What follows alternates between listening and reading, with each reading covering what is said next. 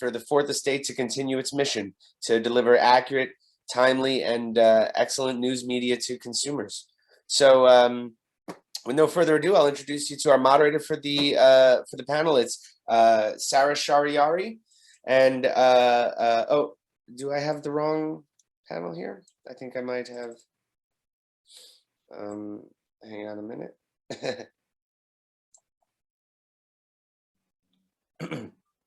Sorry about that, Jeff. I think that I introduced the wrong panel. Just bear with me a moment while I get myself sorted out.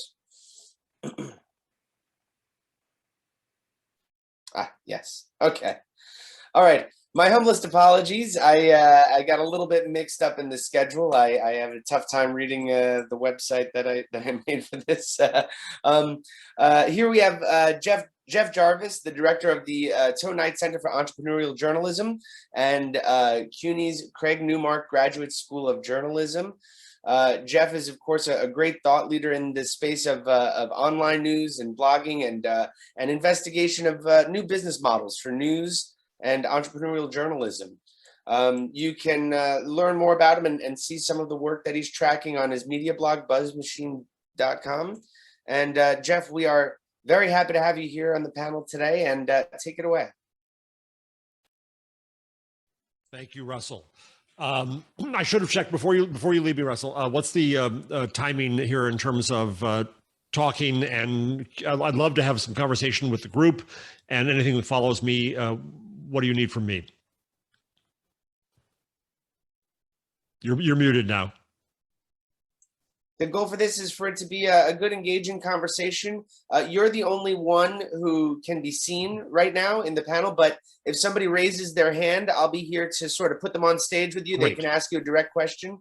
Also, members and attendees, you can drop your questions into the chat as well if you don't want to talk. But you know, we'd love to hear your voice on the panel, and I'm sure Jeff would love to take your questions. Yeah, not just questions, but arguments, challenges, whatever you want. Hi, I'm Jeff Jarvis from the Newmark Graduate School of Journalism. I want to start just by saying that I'm delighted to be part of this MVJ event, and also to say that you have a spectacular advocate in Zach Badorf. I met Zach some time ago. We've been trying to work on something together, which we're announcing just now, thanks to Craig Newmark. It was only because of Zach's incredible diligence getting past my bad scheduling and my laziness and my bad email habits that we got it done. He's an amazing fount of energy in advocating for all of you to join in journalism. And as you know, I think we're announcing a new program that will offer fellowships to graduates of our school who are veterans to be able to work and have salary paid for in an INN newsroom. And so we're very proud of this affiliation. It's made possible by Craig Newmark, who is also our benefactor at the school and veterans' great ally. So I'm delighted to be here and delighted to be here in this context. I was asked to talk about new models for journalism because I'm the crazy guy who tries to invent what we are. So I'm going to give you some perspective, I hope, and then get down to some specifics and some ideas. And then I really do hope for conversation aplenty. Pardon me while I fix one setting on here because I am out of focus. There we go. So that's better. I'm going to go back to Gutenberg. Don't worry, I won't stay there long, but I've been working on a book about our entry into the Gutenberg age as we now leave it and what we can learn. And what struck me more than anything else is the timeline that occurred. That after, of course, movable type was first created in China and Korea, but didn't catch on there. It caught on in the Western world in the 1450s with Gutenberg and his Bible. And it struck me when I was researching this that it was 150 years, a century and a half after Gutenberg before we got the first newspaper in Strasbourg. It was about the same time, a century and a half later, when we got the modern novel with Cervantes. And about the same time, we got the modern essay with Montaigne. And about the same time, we got a proven market for printed plays with Shakespeare. And that's to say it took that long, 150 years, before the technology became assumed and boring and people concentrated less on it and more on what they could do with it. And so I'm not saying that history repeats itself, because historians would shoot me for that. But I am saying that there's a lesson to be learned in that timeline. We're about 25 years away from the introduction of the commercial browser, which really is what made the web popular with the world in today. And in Gutenberg years, that puts us at about 1475, with a lot ahead of us. Maybe a 30 years war ahead of us and a Reformation and a Counter-Reformation, God help us, maybe not. But my point is, there's time. The internet is not baked. It's not done. It's not finished. It is there to be invented still and created still. And journalism with the internet is also there to be invented and created and reinvented and reimagined. And so I'm too old to know where this is all going to turn out. You are not. You have the opportunity to reinvent journalism, to invent the internet. It's an incredibly exciting time to study this, to practice it, to learn the skills, and then to challenge everything you learn, to challenge the way that we have always done things, because it can be challenged. I'm not saying we should throw out all of journalism, but we certainly can ask why we do what we do the way we do it. How did we get here? Follow the money to understand that. So that's one point I wanted to make. Another one for context is that we in media tend to look at the world godlike in our own image. And we think everybody wants to be media. And we see the internet as a new medium, right? There's a circle on my whiteboard here, imaginary whiteboard, and it says media. And inside that, we envision a world that says print, broadcast, and internet, as if internet is a subset of us. I think that's wrong. I think it's the opposite. I think that instead, media are a subset of the internet. And what that means for us in journalism is it gives us a much larger canvas to work on. We're not just storytellers, though we're that. We don't just create a product called content to sell in a thing we call a publication. We have so many more tools at hand to listen to communities that have too long not been listened to, like veterans, to understand their needs, to reflect those needs and reflect those communities back, then to decide the journalism that we can bring, and then to decide the form that that journalism should take. That to me is exciting. And it means that I want to study the internet writ large more than journalism writ small. I think the opportunity is to imagine all the ways that you can do things. One of our degrees that I'm proud to have had a role in starting at Newmark is in engagement journalism, where we say that journalism is not a product, it is a service. And that journalism starts with communities and their needs. It starts with finding a community that is self-defined, not externally defined, bullshit like millennials, but is self-defined. Understand those needs through observation and conversation. Reflect those needs back to the community. Did I get you right? Then and only then to decide collaboratively how journalism might help that community and its members meet their goals. That is the essence of engagement journalism, a new program, a new degree we have at the school. It's also the essence of my philosophy of where journalism should go. Now, part and parcel of this is that we stop treating the public as a mass. Mass media was a creation of technology in fairly recent years, in the mid-1800s, when high-speed presses came along. Gutenberg's, I just happen to have some type here. Type was still being set a tiny piece at a time in the old Gutenberg way from 1450 until about 1900. But once that went away and we got the linotype and we had high-speed presses and we had other mechanisms of technology and the telegraph, things changed. We had the penny press. We had mass media, mass marketing, mass culture. But the mass as an idea is fundamentally an insult to the public because it says that everybody's all the same, and the same is defined by those who have the power to define it, which for too long now in media has been people who look like me, old white men. And that's why the structure of media has been what it has been. And as long as we still act as if everybody should be the same and everybody should be a mass, and we who are in power should say what that is, we miss the voices that are there from communities too long not heard. And the internet comes along and breaks that apart. It breaks apart the mass media business model and the idea of the mass, but it also enables those communities too long not heard to finally be heard. This is what leads us to the hashtags of Black Lives Matter and Me Too and Occupy Wall Street and on and on and on. And when journalists say that they want to reject social media and that Facebook's a cesspool, whatever, I say, no, you're missing the trees for the forest. Fine if you don't like Facebook as a company. Fine if you don't like Twitter or Google as a company. That's almost irrelevant to me. What matters is the people who are there, who are talking, who have something to say.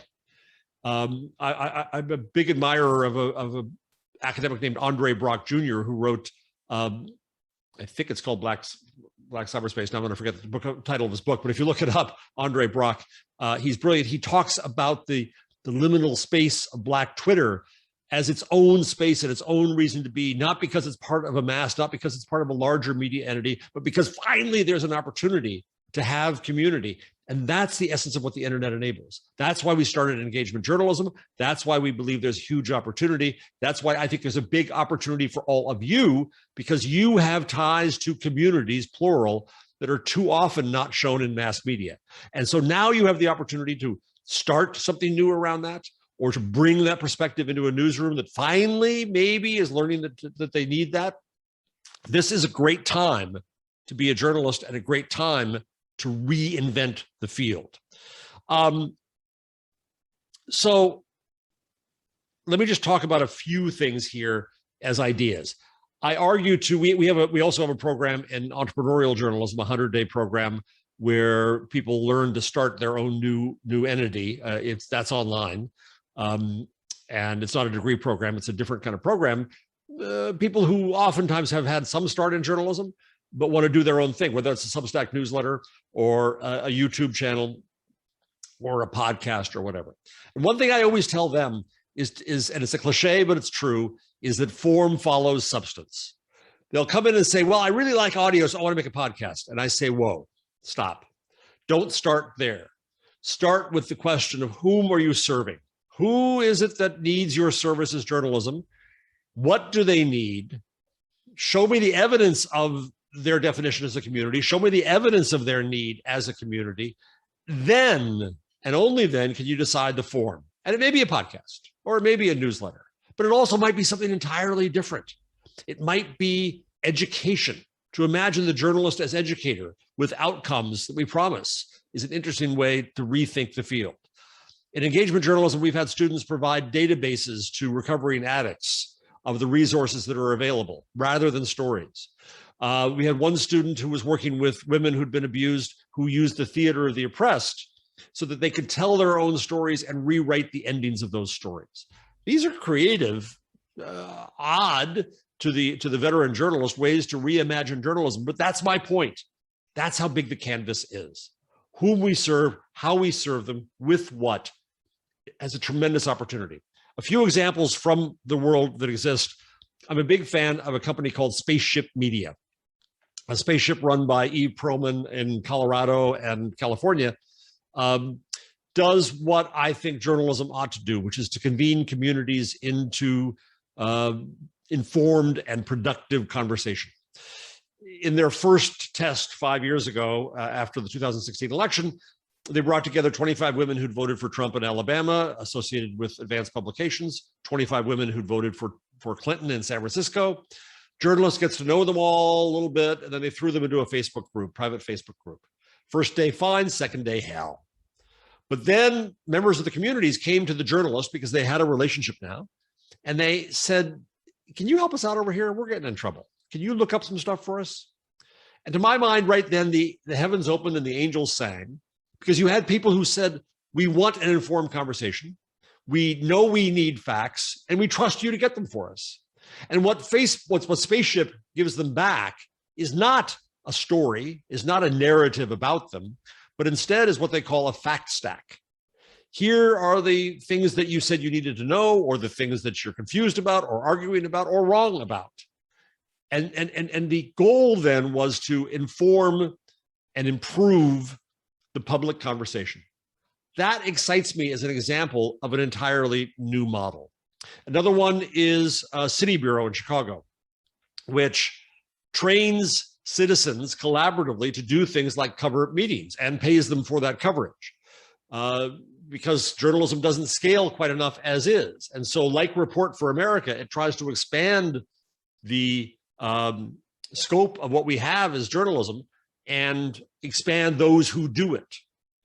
in journalism schools, especially my school, we care greatly about increasing the diversity of the field of journalists. But in all candor, newsrooms have not been good about that now for decades, generations. They won't even report their numbers. So we should keep trying to do that. Absolutely, my school's part of that. But I also think that we've got to go to communities and find the people who are not represented, and we can teach them to be journalists. We can help them be journalists. And that's what excites me about City Bureau, is that it makes journalists. It makes journalism with the community.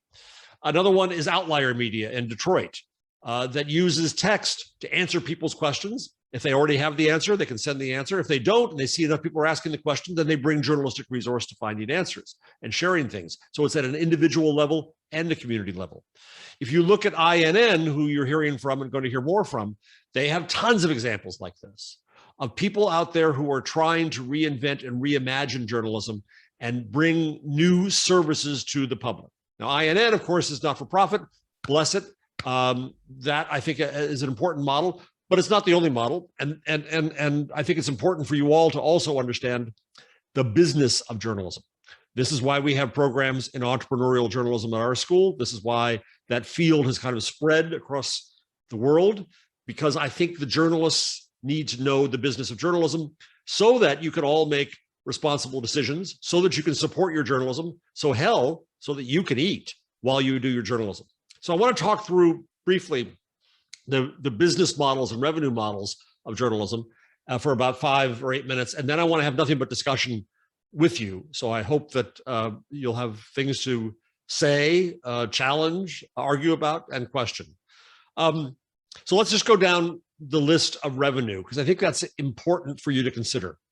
Obviously, a key support of journalism in the past, since the 1800s, has been advertising. And I think that it won't go away. I hope it doesn't go away, because if it does go away, we're screwed. We need that money. We need that subsidy from advertising. But we have to reinvent advertising, because advertising is pretty screwed up. Advertising model of an attention-based model. I want to get your eyeballs for a while and sell your eyeballs. Worked in media, but it also was taken on by the internet, and it's fundamentally corrupting. We're all arguing about Facebook these days and what's happened to the internet. Well, it's that attention-based model that people are complaining about. And all they're doing is what media have done. And media too have the same sins and ills from it, which is that it leads to clickbait, it leads to cats and Kardashians, it leads to trying to trick you into clicking and getting your attention just so I can sell that moment to an advertiser. We have to change that. We have to reinvent the fundamental metrics of success in journalism and in media around quality and value and things like that, rather than just simply passing attention.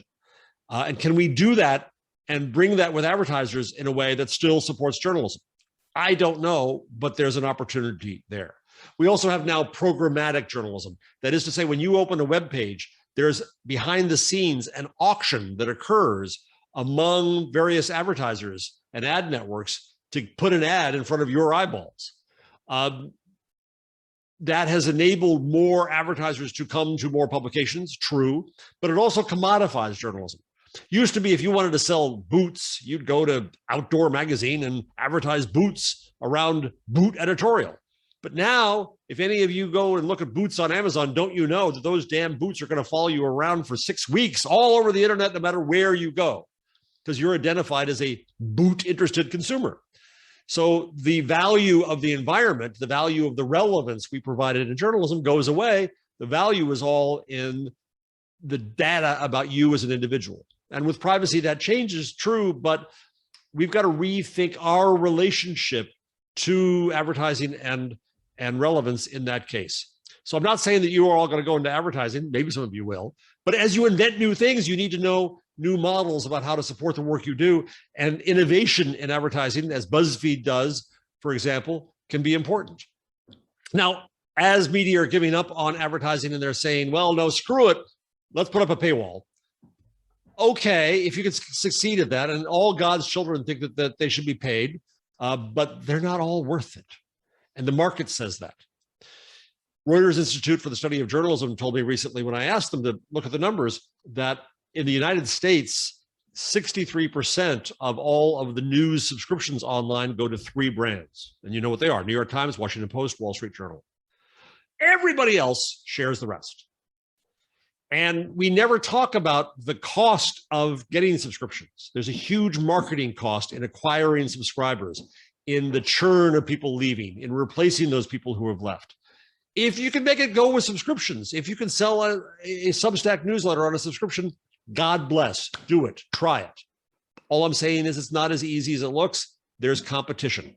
And people tend to rush in journalism all toward the same place, so that we end up with too many newsletters and too many podcasts until it settles out. So just be aware of that. I'm more excited about membership models, because what membership says, in contrast to subscription, is this. Subscription says, I'll give you money, give me access to content. It turns content, journalism, into a commodity to sell, like copyright. Membership says instead, I'm a member of this community. I have an affinity for this community. I care about this topic. I care about being around people who share my need, my interest, my circumstance. I want to support that activity. And if there's a media organization here that also wants to help, hallelujah, that's great. And I'll pay to help them too. But I'm paying not to be a member of the media brand. I'm paying to be a member of this community. And that community could be military veterans. It could be people who care about the environment. It could be parents. It could be people with diabetes. It could be recovering addicts. It can be all kinds of things. And people have a sense of affinity and membership in that. And that, I think, is very powerful. If you're interested in this, Google membership puzzle. Professor Jay Rosen at New York University started this with Ariel Zaralnik and others. And it's a brilliant study that they basically just ended because they pretty much did what they wanted to do. But you can find some great guides for this. Associated with membership is patronage. I want to pay you to support your work. That's what public media does. That's what INN does. That's what The Guardian does now, is I want this thing to be free. I want its influence to be out there. So I'm going to pay to subsidize it and pay for it. That's Kickstarter, Patreon. There's a lot of opportunities there. You've got to bring your own tribe to it. You've got to already have proven your value. But I think there's a lot of opportunity in membership and patronage as ways to get consumer revenue that aren't as walled off as subscription. One of my fears about subscription and paywalls is that we are redlining journalism once again to its very earliest roots, so that it's the province of the privileged who can afford to pay for it. And we end up with quality journalism behind paywalls and disinformation free for all. For society, that's not a good formula. Another way to get consumer revenue is commerce. I don't think you'd expect to come here to talk about journalism and suggest that I'm going to sell you should sell things even besides advertising. But again, look at BuzzFeed. At Tasty, they made it work with cooktops and cookware and food and other things, and that supports and subsidizes the content and the work that goes on. We have a group about commerce at the Town Night Center that I run at Newmark, and through it, we convinced a large newspaper publisher in the US to start selling things like sports jerseys and stuff like that. And they had a multi-million-dollar revenue stream in less than a year. And they also got to learn their consumers more. And they also, like Wirecutter at the New York Times, realized that trust is different in commerce, because if I give you bad recommendations, you're not going to trust me ever again. If I sell your eyeballs to an advertiser, well, what happens to you there? I don't care. So the equation and the relationship is different around commerce, and that's why I'm pushing people. So small sites can make it work. Look at Instagram and makeup. Look at food bloggers and food packages. It might sound like a wacky way to think of journalism, but if you can support the work you do through other mechanisms, selling products or books or ancillary products, why not? Another is events. You can think of an event as content. You can also think of an event as a social event where people get to see not only those who are on stage, like I am right now, but among each other in the people formerly known as the audience, as Jay Rosen puts it. I think events, especially, is when we can get back together, but even in having learned all our Zoom skills, all of us, our Zoom literacy, can be a great opportunity. Another one is education. What does it look like if the journalist is an educator? We in education talk in outcomes. You come to this class, here is what you will learn. Did you learn it? Then go in peace. Well, What about journalists thinking as educators that there is an outcome? There are things people want to learn to do better. There are things that parents want to learn, or people want to learn about their taxes, or people want to learn about veterans benefits, or all kinds of things. Are we potentially educators as well? Do we make courses? Do we charge for courses? Those are opportunities. Then there's consultation. You might be a voice of a community that companies and others want to know. There's an opportunity with conflict of interest in every single one of these revenue streams, but there's an opportunity to consult. And finally, we get to the two kind of last resort revenue streams. One is philanthropy. Too often I hear journalists say, I do wonderful work. It should just be supported forever. A foundation should pay for it. Well, God bless if you can do that. But foundations, I will warn you, have short attention spans. They like to go on to the next new thing. They also bring their own agendas and their own goals and outcomes and needs. They can be great. They can be a pain. If you can get philanthropic money to get started, I think that's great. But I would never count on philanthropic money ongoing to keep your thing going, because they're going to go elsewhere. They're going to want you to be self-supporting. And so you use it as a temporary boost if you can get it at all. And then finally, the last one is government support. I'm not crazy about that, because I think that we as journalists are to be independent of government. And for us to be in a position of taking money from government, lobbying government, makes me uncomfortable. And it makes me uncomfortable with the idea that money to support journalism could be in good government hands or bad government hands. And I'll leave that there. Yes, it works at the BBC, but even at the BBC now, Boris Johnson is trying to make their lives difficult. It's not easy. So there are some opportunities where government can work, but I think that I'd be cautious. So that was my effort to go through kind of a high-level context to say, think broadly about what you can do, then think narrowly about whom you're serving and what they need and how you can serve them and what tools you can use.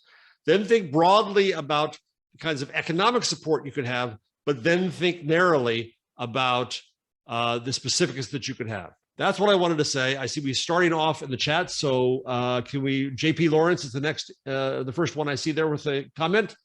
Can we bring JP up? I'm not used to the webinar version of Zoom. Yep, I'm bringing him up right now for you. Thank you. Just a moment. Right, and he should be good to go. Lawrence, can you talk? Yeah, no, I think thanks for talking. Thanks for coming to the seminar. Yeah, I just wanted to ask. I've been looking into like the money that goes into these YouTubers, these Twitch streamers. Is there a future someday where individual reporters could kind of replicate that, where people are paying money to these individual reporters almost as much for their work, but also for a personal following? I think so, absolutely. And it takes a lot of different forms. But as I say, the key to it, JP, is that you've got to bring your tribe, right? If you just go on YouTube and put up a video and say, hi, this is wonderful, pay me, that's hard. But if you have the fans, and fan may be an okay word, but if you have the market you're serving, valuing what you're giving them, then some proportion of them may well give you money to support you. A friend of mine is a podcaster, Pete Dominic. He's an example right now. He was on Sirius for many years. He went out on his own. He's making a go of it now with a podcast. I'm on a podcast company called This Week in Tech, Twit Network, twit.tv. The podcast I'm on is called This Week in Google. It has advertising, but it also now has a club to try to get people to come in.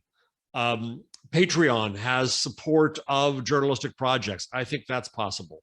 But the way you've got to think about it, I think, is to imagine that you're that person who's getting the value out of what you're delivering.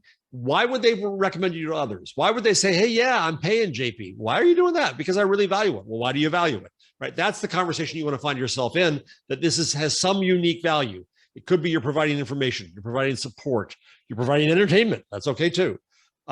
You're holding people accountable, and somebody wants to support that work. Those are all possible.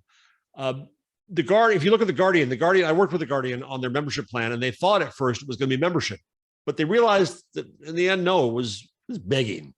At the end of any great story in The Guardian, Kath Viner, the editor, basically scolds the reader and says, you just took advantage of this great journalism. Don't you feel like you ought to give us something for it? And 1 million people have. So yeah, I think that there's big opportunity there, but it's not an overnight thing. It comes as anything in journalism does out of the value of what you give. We'll take one more second, then we'll go on the next question. In entrepreneurial class, I always draw a chart that I call my car chart. You start down at the bottom of the chart and you have nothing, no content, no audience, no nothing. You start building content. You have to have enough content, a critical mass of it, before you can start getting audience. If they come in, somebody comes in and they see one post, that's not enough. But they start to see there's something of value there, they might stay. So C for content, A for audience. Then you have to get enough audience and get a critical mass of that before you can attract revenue. And that revenue may come in the form of advertising, it may come in the form of subscription, it may come in the form of membership, but you have to have enough. The time, and eventually you get break even. From 0 to break even is your investment of your time, of your sweat, of the opportunities you would have spent otherwise with a different job. You got to be willing to make that investment. And if you can come up with a minimally viable product, get it out there in the marketplace sooner, learn what is of value to people, bring it together, then yes, it is possible. It's hard, and you're not going to become rich probably, but you'll be able to buy your ramen noodles and keep going and do the work you do. So JP, does that answer the question? Yeah, it sounds good. It kind of seems like something only like a small minority of really popular and cool reporters could do, but maybe there'll be a model for that is not advertising based. Yeah, but it also says, if you look at the music industry where there are only some hits in a blockbuster economy and so many genres of music, I recently read a study that talked about the number of genres there are supported by Spotify now. And so the long tail of taste and interest in music grew tremendously. So yes, it's a small number, but it's not as small as it was in mass media where there was only one paper to work for in town. Should we move to Danny? Yep, coming right up.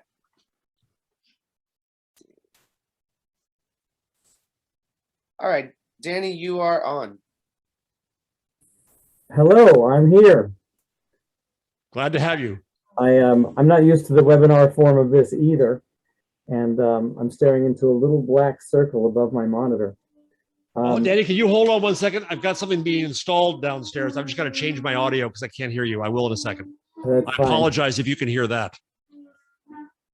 Can you go ahead, Danny? Yes, I'm here. Go ahead. It's quite a self-serving question I'm asking before the multitudes, which is I'm very curious to know about the new internship program, fellowship program to work in nonprofit newsrooms, particularly those that are 18 miles from a major military installation. So what we have, and I don't know if we've officially announced it yet or not, so I might be jumping. I think you just did. I think I just did, yeah. But Max Patino is here from the school. He has more details, and this is really the brainchild. It's not ours. It's MVJ's program, and it is Zach's program, and we're privileged to be part of it. The way that's going to work is if a veteran comes to the school, gets a master's, either our master's in journalism, our master's in engagement journalism, or our master's with a concentration in bilingual journalism. We're very proud of that as well. And then 2 of those alum veteran journalists, I guess an alum is like being a veteran, will have the opportunity to get hired by an INN newsroom. Or if you find another not-for-profit newsroom, that's possible too, but INN is such a great swath of those newsrooms, and get, I think it's 9 months paid, half by the publication and half by this grant, thanks to the generosity of our friend Craig Newmark. And just to give you more background than you probably asked for, Danny, but my first thought in doing this, talking with Zach, is scholarships, because that's our reflex. But you guys have GI benefits. And so the thought was, what if we go past school to employment and to get somebody set up so that they have the experience inside a newsroom and they have the clips and the resume line and the connections and just as I say, the experience of it, that sets you up better for a career in journalism. whether that's in a not-for-profit newsroom next, or whether that's in a newspaper, or whether that's starting your own thing, whatever that might be. We hope that this is a pilot where we hope that we can do this. Now, what it does for the school is it does what I've been wanting to do for years, which is to bring veterans into the school and thus into journalism. Because I also want your perspective in the school. The more diversity of lived experiences we have, the stronger we are as a school. Is that an answer? That's 3/4 of an answer. Thank you. The other thing I would hope is for you to comment on the proposed Local Journalism Sustainability Act. You didn't sound very positive about government support, but maybe you feel differently about this. This was done by some friends of mine I have great respect for, and I think there's a lot of neat ideas in it, trying to subsidize journalism using public funds, tax credits for hiring, for subscriptions, things like that. There's a lot of God and devils in the details here, where I could imagine various regimes deciding who does and does not qualify as a journalistic outlet. Now, the law has a definition, but that can get mangled around. I also sometimes get a little bit concerned by non-market interventions, to the extent that if we put a lot of emphasis on subscription, when it's a winner-take-most market, we might be driving publications down a path that without the subsidy wouldn't be as sustainable. So there's another effort here in New Jersey, where I am, to take some money that the state earned when it sold its broadcast licenses to support some newsrooms. My friend Chris Daggett is heading the committee that does that. One of my students, Simon Galperin, one of my graduates, has another project in New Jersey where he's trying to get kind of a local news entity where there'd be public support of the journalism. These are all great experiments. And all I tell students all the time is every single revenue stream brings its conflicts of interest and thus its cautions. So I'm not rejecting it by any means. I'm just being my usual voice of caution about the strings that can come attached with money. And so you better be prepared for them so you can guard against that. That's really all I'm saying. Thanks, Jeff. Thank you. Jeff, if you don't mind, I'd love to jump in with my own question. Please. Here. The first thing I'll say is I want to make sure that you and the leadership team at Craig Newmark School of Journalism do know that although many veterans have GI Bill benefits, they don't always last up until grad school. So J School being a grad school, it would certainly still benefit a lot of veterans to have programs that can get them in. Yes, and we do have scholarship funds. Never enough, but we have scholarship funds. And I didn't mean for this talk to be an ad for the Newmark School, but what the hell, I'll give her the opportunity. I'm proud of the place. As a public university, obviously we're less expensive at the get-go, and we subsidize that a great deal with scholarship funds, because it matters for us to have people who otherwise couldn't afford to go to school to enter journalism. But when Zach talked and I talked, I think that this program can be an opportunity to raise funds also to give the kickstart for the career for veterans in their jobs. And that excites me, not just for veterans, but for anyone coming out of journalism school in an industry that is, reluctant to hire. And if you can say, no, this is an easy hire. This is a brilliant person. You want them, and their salary is going to be subsidized for some time, and you both benefit. I think that's an exciting potential to go to postgraduate support as well as pre-graduate support, if that makes sense. I agree. Yeah, that's great. Well, the actual question that I had though is, as we've seen the sort of changing models of journalism and things have become much more subscription based. I know myself, I have a subscription to like 6 different publications that I've started a little sheet where I can keep track of all my subscriptions, right? But sometimes I've wondered, maybe I want to read something from a newspaper, but I don't want to read something every day from that newspaper. Why don't they have some kind of model where I can say, I really want to read this article. I'm willing to pay $2 to read it right now, and then they'll get more people, but less long-term subscribers. I joked on Twitter yesterday that if I had $1 for every time anyone raised that good, sensible, logical question, I'd have a business model, I'd be rich. The industry that's been talked about by consumers, a desire for consumers since the internet. Why doesn't the industry do it? A few reasons. One is they fear cannibalizing their more expensive subscriptions, right? If I've got to pay $900 a year to the Wall Street Journal, and I don't really want to read that much, and I could buy 5 stories for $5, screw the subscription, I'll spend the $5. They fear that. Well, then there's other models that would say, but let's say there's a story in the Cleveland Plain Dealer, and I don't live in Cleveland, and I really want to read it, but I'm never going to subscribe to the Cleveland Plain Dealer because it serves Cleveland, and I'm in New Jersey. Not that there's anything wrong with Cleveland. So why isn't there a model for doing that? There's been talk over the years of trying to do a cross-industry kind of single sign-in. Well, newspapers are notoriously, and media are notoriously individualistic and controlling, and they can never get along. We tried to do a thing in the industry called the New Century Network years ago. It was, pardon my German, a clusterfuck, because people couldn't get along. There is a company out there that I like a lot called Axate, A-X-A-T-E, that has a model that says, listen, you're losing readers who aren't going to subscribe to you, but would give the money. And it sets up a model where the publisher can limit how much you could buy a month. So it gets rid of that $5 problem. You can buy up to 3 articles a month, and that's it. If you want more, subscribe still. But then at least you get the article you want. They get some more revenue. In some cases, they've discovered a new subscriber. The guy who does this, Dominic Young, is brilliant. He's been out there talking to publishers, but the publishers the two problems come together because they're too scared of cannibalizing, number one, and number two, we need a critical mass of publications to make Axate valuable so that consumers say, oh, hey, I'm going to join this and I can get stuff all over. It'd be a great and wonderful thing.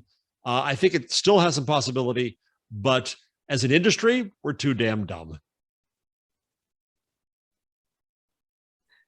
Thank you for that. Very refreshing honesty. I'm posting a link to Axate into the chat if anybody, in case anybody wants to check it out. And yeah, that's a little bit it's a little bit disheartening because I think all the time how much I would love to have any kind of working model. You know, I want to pay for news. I just what about any do you foresee any kind of changes to the way advertising is able to promote journalism?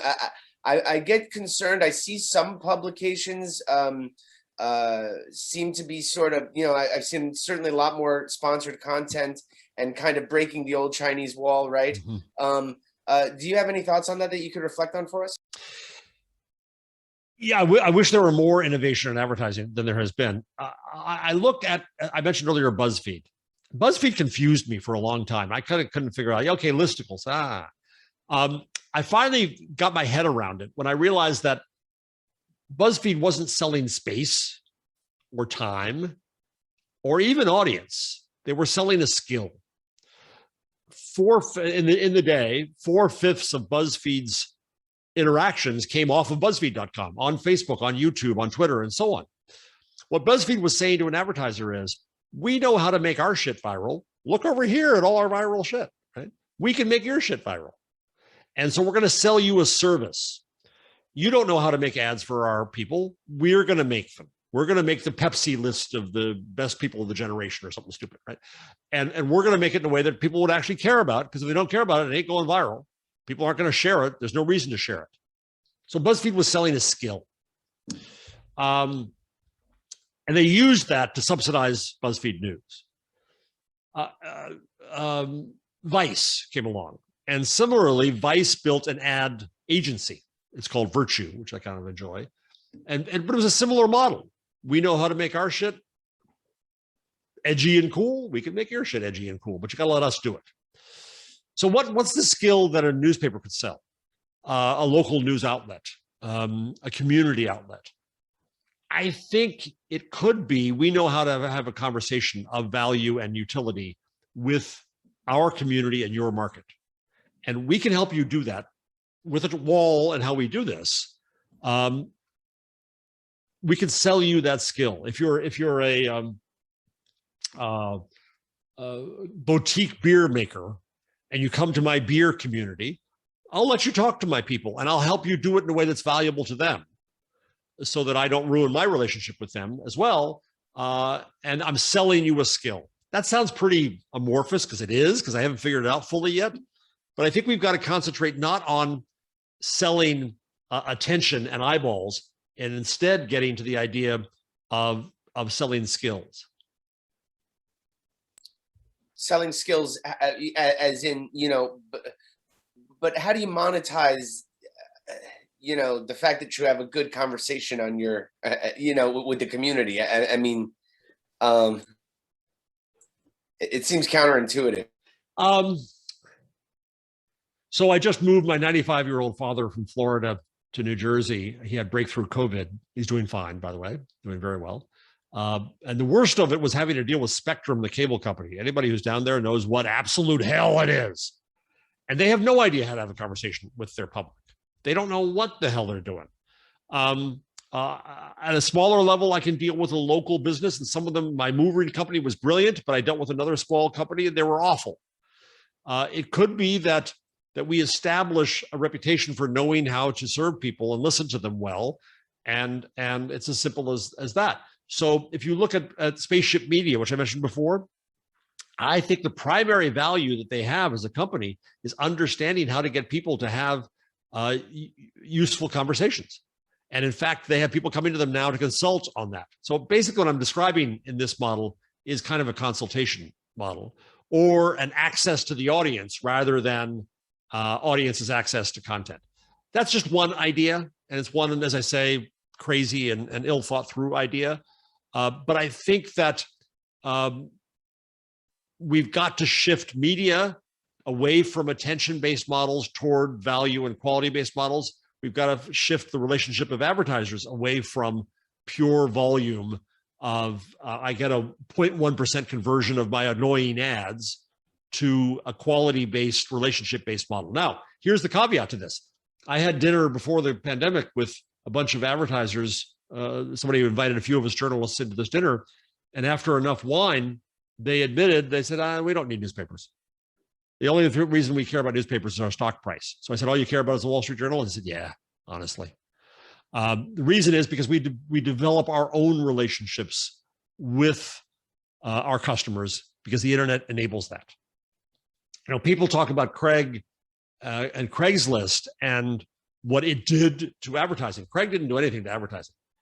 Craig was only a representative of what the internet did in cutting out middlemen and directly connecting people involved in transactions. And so that's what the net does. And the advertisers don't necessarily need us unless we can bring them some value as well. And as I said, we got to figure out how to do it, or else there's not enough money in philanthropy. There's not enough money in government. There's not enough money in subscriptions to support all the journalism we need. Are you hopeful about the future? Yeah, if I weren't, I'd be a fraud teaching journalism school. I absolutely am hopeful. And the reason I'm hopeful is my students. I teach in the engagement journalism program primarily, and our students get hired like that. We have people coming to us all the time trying to find more of them. And we say, well, we don't have enough. We need to get more. Because they bring different skills to the newsroom, because they bring the skill of understanding how to listen to the public and create a feedback loop that's more than just data or clicks, but is substantive and valuable. That's what they really know how to do. And that is in demand. That's from some old newsrooms that realize suddenly they got to learn how to do this. And it's definitely from new organizations like INN organizations that have an entirely different relationship and different sense of value with their public. Again, back to the Gutenberg point. It's a long timeline. We still see the future in the analog of the past. It's still run by old people like me who have to get out of the way. What excites me is seeing the students and getting them to be able to re-envision the value of journalism and the form it can take and the ways it can be supported, and to launch them into the world. And they're the ones who are going to change journalism. It is a long timeline, but I mean, it feels like we take 2 steps forward and 4 steps back as well.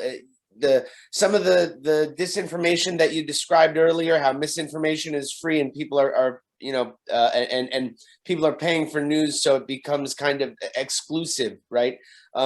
It kind of reminds me of the old days of yellow journalism and the competition between Hearst and Pulitzer to see who could do more fake news, right?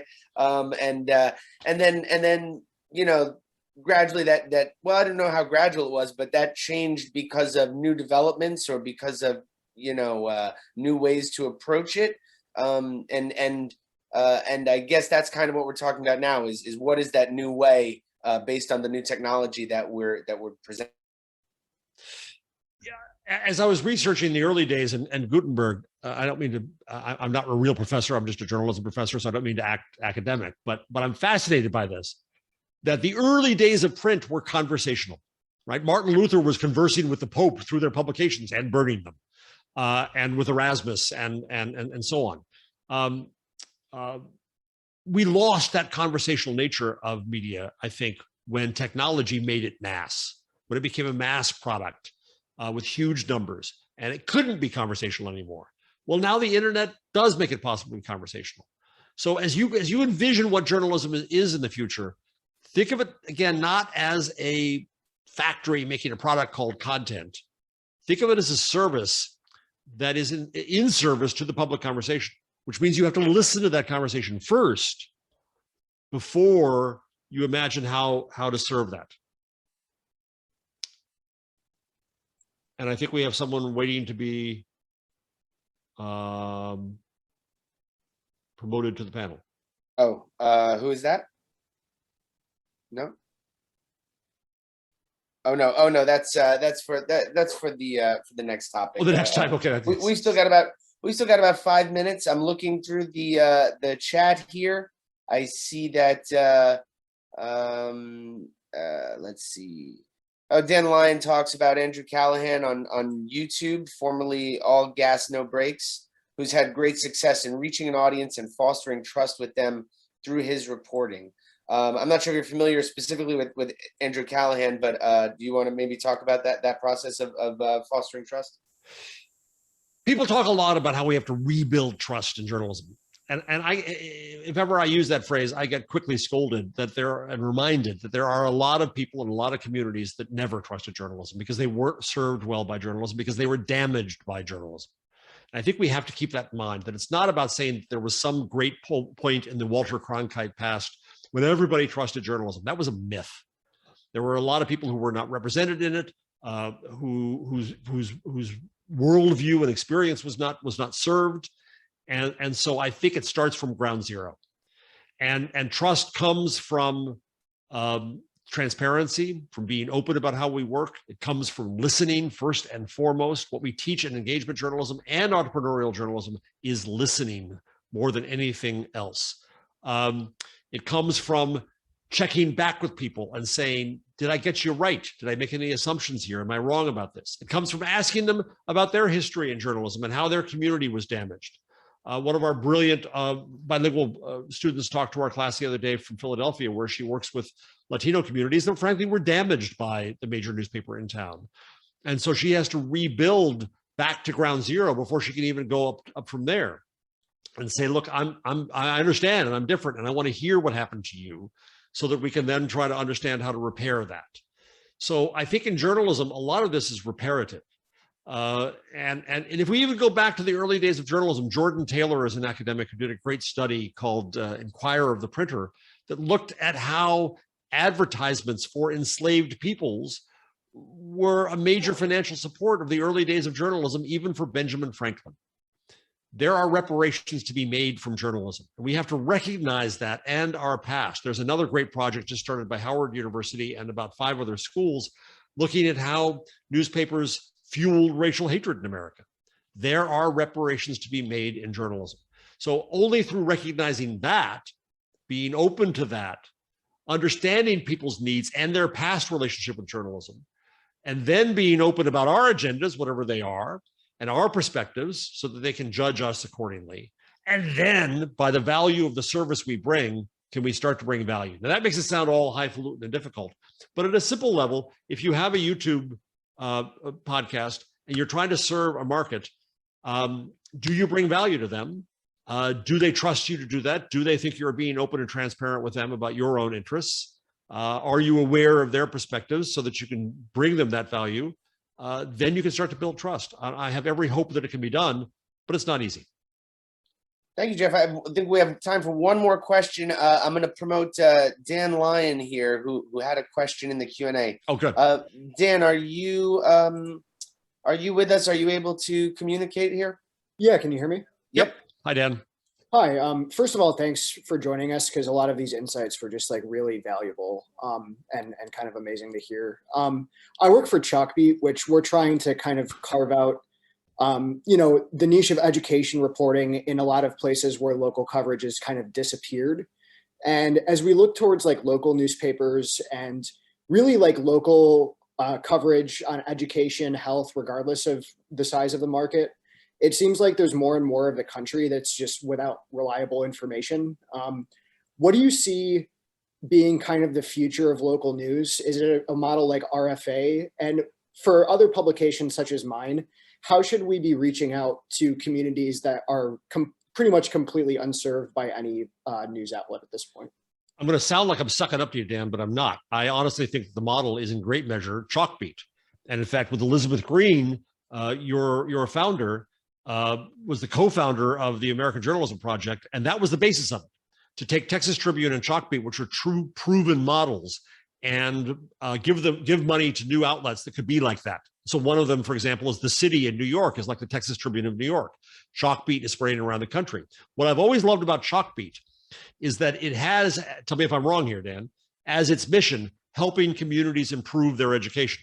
And Chalkbeat doesn't define what improvement means, the community does, but it measures its success or failure based on whether it has helped the community do that. And it created tools, one called Maury, that an alum of ours helped create, that has the journalists decide beforehand why the story is being done, and afterwards to measure the impact and whether it made a difference. Did I get that right, Dan? Yeah, that's pretty much exactly our measure, I guess. So to me, that's the future of local journalism. And it's starting with small entities like Chalkbeat, like a lot of the INN sites. A lot of those, I think, will be where the innovation occurs, and will then be able to teach the old outlets that survive. Thank you so much. That was a wonderful answer. Thank you. I want to, Max Patino is in the chat, and I want to mention that all the things that I've been plugging here, which again, I didn't mean to make this into a plug, but I'm proud of our school. He'll be tabling from 12 to 3 in the career fair. So by all means, please go talk to Max. And if you have any more questions, Max can get them to me. I'll put my personal email in the chat. If you have questions, just let me know. And I'm honored to have been here, and I hope to see some of you at the school. Thanks so much, Jeff. It was really, really wonderful to hear from you. Really appreciate all your thoughts on